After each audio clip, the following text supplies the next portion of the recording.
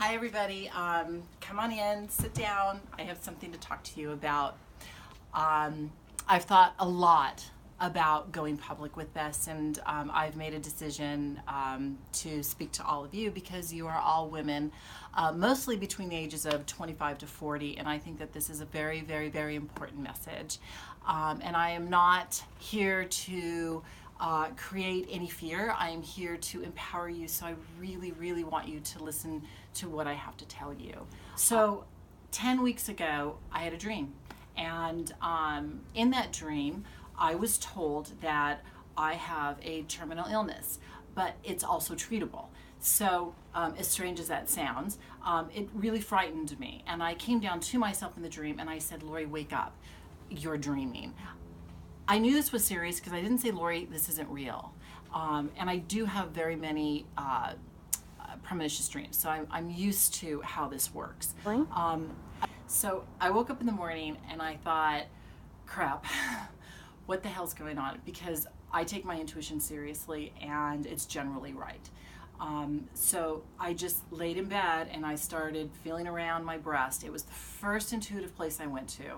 And as I dug a little bit deep on this side, sure enough, there was a little tiny pebble, just the size of a frozen pea, but more like the pressure of it was like a fish eyeball, whatever that feels like, but you get my message. And I knew. By Monday morning, that was Saturday morning, by Monday morning I was banging down my doctor's door. They said I'd have to wait a week to get a mammogram. I said, oh hell no, we're getting this done today because I can't live inside this head knowing all of this is occurring. So they said, fine, we have a cancellation, get in. Went and got my mammogram and she says, hey, nothing's on here. We can't see a thing. And I had this little glimmer of hope that said, oh my gosh, there's nothing there. Wrong. So they sent me in to do an ultrasound, and sure enough, there was that little rascal right there. But then the radiologist came in and said, doesn't look like cancer.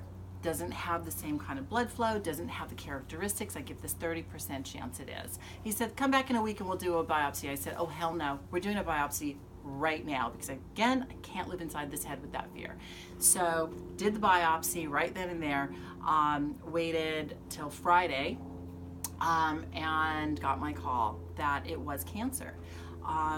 That's a really scary moment, especially when you don't know anything about cancer or breast cancer, and I haven't really taken that walk with anybody, so it's frightening. You just don't know anything.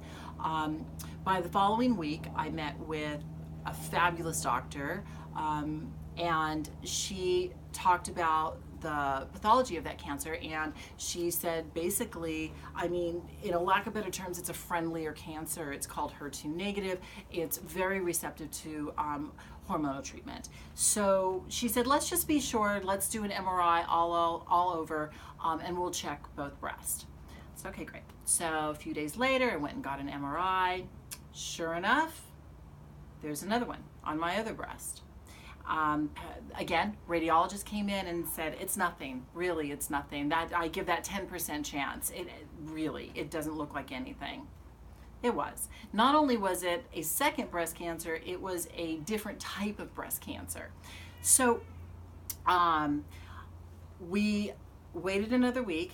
Again, good news on that second type of breast cancer. Treatable, nearly 100% treatable, both of them, with radiation and tamoxifen. Stage 1, very small, both in the millimeters. So one was like 7 millimeters, the other one was 4 millimeters.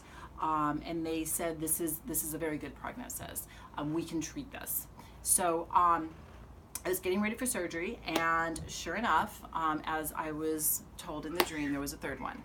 And as they were doing it, the ultrasound technician said, hey, what is this? And I said, oh, hell no, no, there cannot be a third. And of course, there was. And again, my doctor said, this absolutely does not. There is zero blood flow to this one.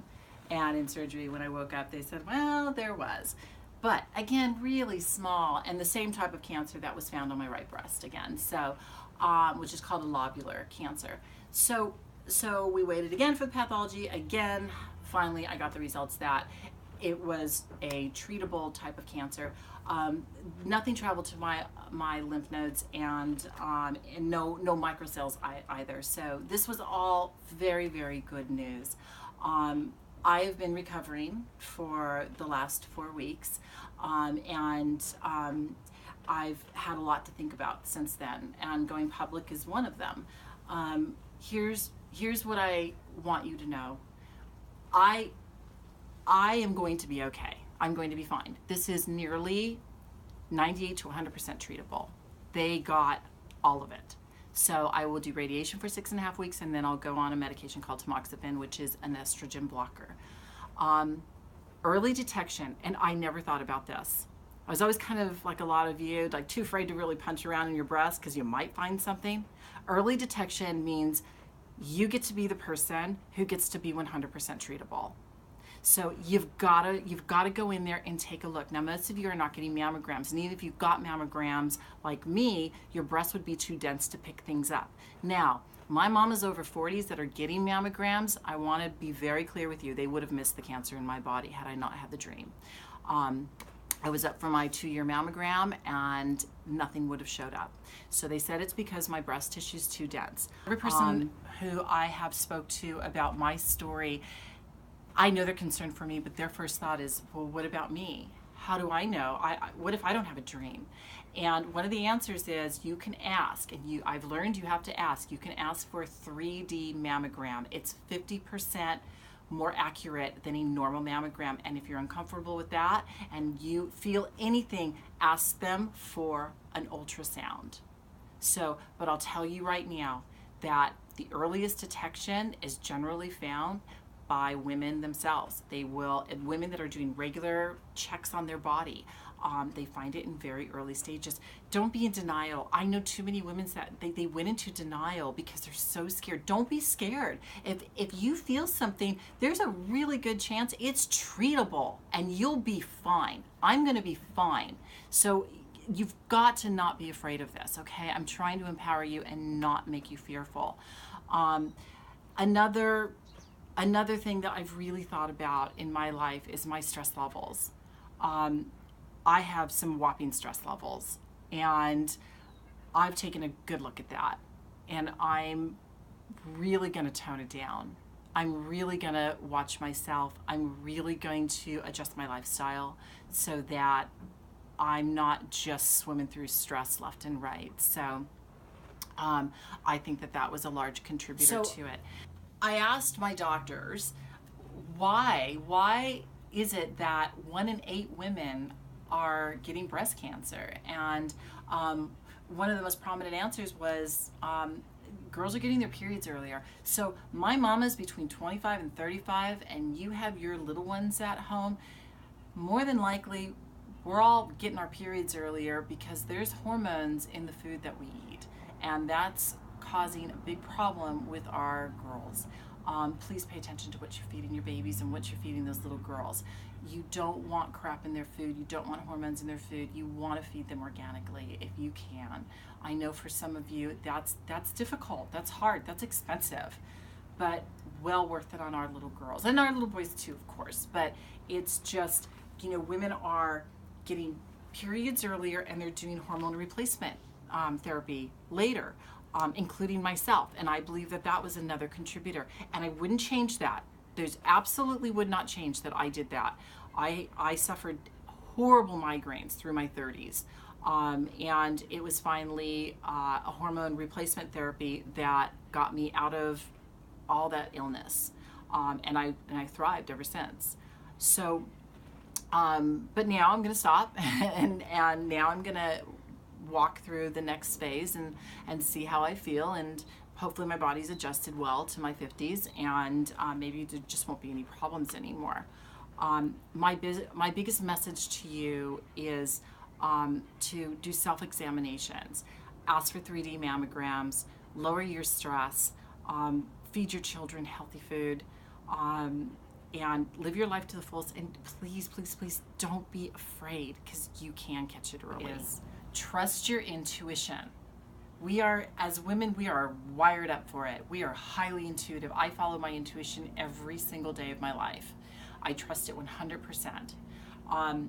If your body is telling you something and it over and over, I felt tired this year. I felt it. I even said that to my doctors. Why if it didn't get to my bloodstream, why was I so tired? My doctor said, because your body was fighting cancer. My boobies were fighting cancer. They were stopping that from leaving my breast area and going to my lymph nodes, where it would have been far more dangerous for me. So please trust your intuition. If you've got a hunch, if you feel something, go get it checked out. I do want to say thank you to everybody who supported me through this time. It was tough. I'm not going to say it wasn't a walk in the park. It was hard. I learned a lot about myself and about facing my own fears. But my friends, my family, my staff, and my Mr. Sunshine, you all got me through this, and I love you all so much. Thank you.